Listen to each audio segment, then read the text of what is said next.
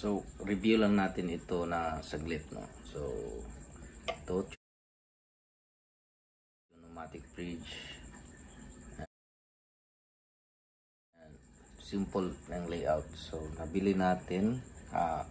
Ang color pala is gun blue. Ganun. Gun metallic blue. So, it's a Hammer XT. Made in Indonesia, and 5-way switch. Ito pinalitan ko na yung top hat. So nung nabili siya, ang tone knob ay hindi gumagana, so na-replace ko na din to. So ang jack niya is ganito, pababa, yan. So pwede yung straight papunta dito sa strap, at ito ay angle jack lang. Ginaganyan ko lang, and very nice, no? Napili natin to kasi yung kasama niya yung mga old stock na brand new, pero old stock, nagka-tarnish na. Pero ito yung fretboard niya, parang stainless frets, no? Sa 2007, ano siya, advanced siya masyado sa time niya. Yung kumpara ko yung Indonesian, yung mga ganun na mga specs. So kung makikita nyo, walang dents, walang tarnish, malinis, pero malikabok lang siya. Malinis pero malikabok. Tapos yung parang Ibanez din, no? Or parang Jackson. Ito naalala ko na dito pala yan, pero nung binili ko nakalimutan ko na sira ito, pero kulang ng first string. Nung pauwi na kami, naalala ko na, nakita ko na baliktad dito yung, instead na dito yung post, no? Nagkalapit sila, hindi maikot. So after siguro mga 15 years o 2007, 2008, mga after almost 20 years, nabili natin siya. Walang bumibili kasi yun nga, no? May problema dito. Nung nakaano tayo, wait, kukunin ko yung ano dito, ito, yan. Ito yan siya, nakikita. Okay. Dito kinuha yung isa kasi ito nakuha ko yung rubber white. Tapos yan, no? Wala na yung white niya, no? Katulad nito. So yan.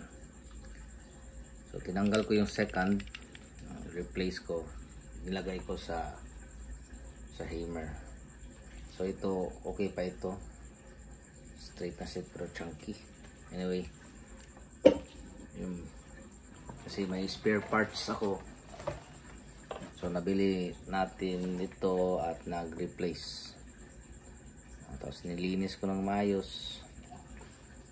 Hindi na masyadong set up, no? Kasi straight na straight. Yun, no? Time tested and proven sa time. Hindi masyado siyang nagamit, pero yung mga kasama niya na tarnish na, pero ito na model hindi pa, no? So pakinggan natin yung clean tone kasi mas ma-emphasize kung sa clean. Okay, hindi rin gamitan ng dirt. Ito yan, no?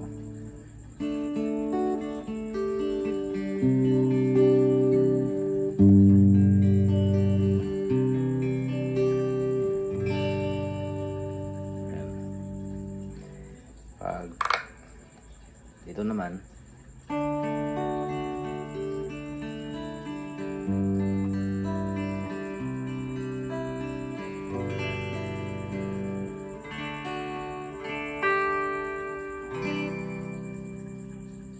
ko full hat,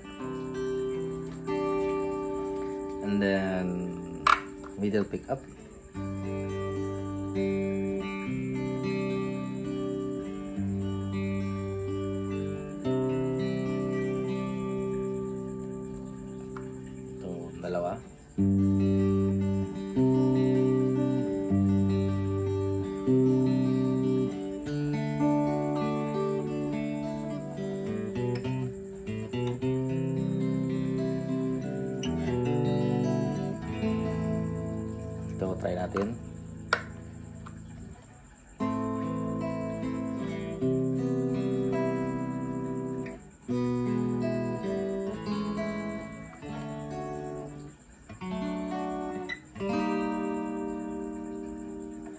So, maganda, no? Maganda. Ipalit ko sana ito ng ibang pick-up. Kaya lang, maganda sa mga clean tones niya. And then, yun, Metallica. Mas, may snap ito eh. Maganda, may snap.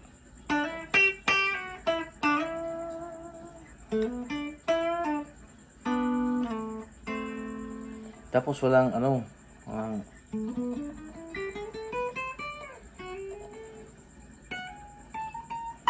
walang fret buzz.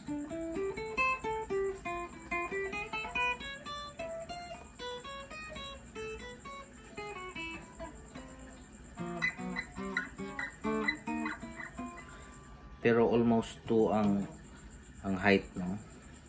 Dito is almost 2 mm. At dito naman is mga almost 2 mm din, 1.5 something ganun. So standard lang. Ang bili natin masyadong mura. Ito ay rubber footing lang yan para hindi siya ma-slide. So if bili ako ng super strat and hindi na masyado ako gumagamit ng mga whammy bar, ito na lang, straight through body. And ito, hindi pa nag-evolve yung mga cut dito. Tapos ang belly cut niya, yan, sa baba wala masyado. So nothing fancy, kaya lang very quiet.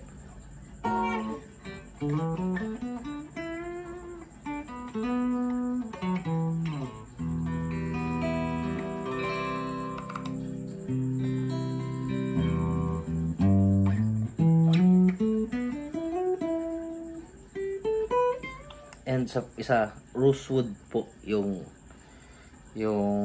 fretboard niya. Hindi masyado maganda yung tirada nito, no, paggagawa. Maganda yung setup niya from the from the store. Gaisano. At ito yung parang tawag dito, hindi naman to bone nut, tusk or synthetic siguro. Yan.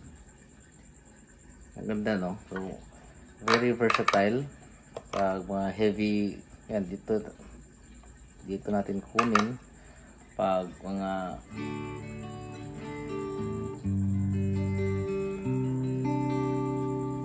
so 24 frets. Kung ang Les Paul andito yan banda, dito yan siya banda, Les Paul. So ito parang atras na siya, para na siyang sa SG, no? Masyadong masikip na sila dito. Yung mga hanggang dito yata yung 24, 22 frets. Dito yung sa Les Paul, ito yung sa SG. Pero ito yata yung sa Ibanez, na yung distance ng mga strings. So hindi naman siya masyadong naga-move, no, naga-detune, no. Maganda yung tuners niya, hindi naman masyadong magalaw. And then tested through time, kung ilang taon, no, to almost 20 years na naka-hang siya, nag-stiff na talaga, nag-set in na talaga. Tapos walang masyadong dents. Makikita nyo, no, walang masyadong dents. Ito lang naga-rust konti yung mga and ito is hammer, hammer na pickups. Usually may nakalagay dyan yung Seymour Duncan design or Duncan design, pero ito hammer talaga yung nakalagay. At nung binuksan natin, tinignan natin yung sa loob, wala lang, no, walang nakalagay na mga markings, but it's perfectly fine.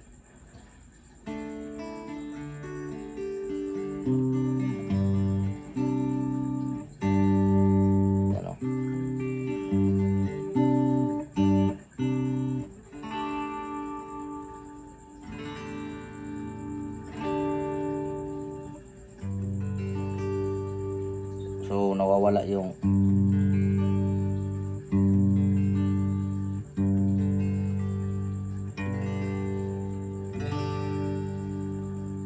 kung hindi siya naka-sound, pakinggan natin yung natural lang niya.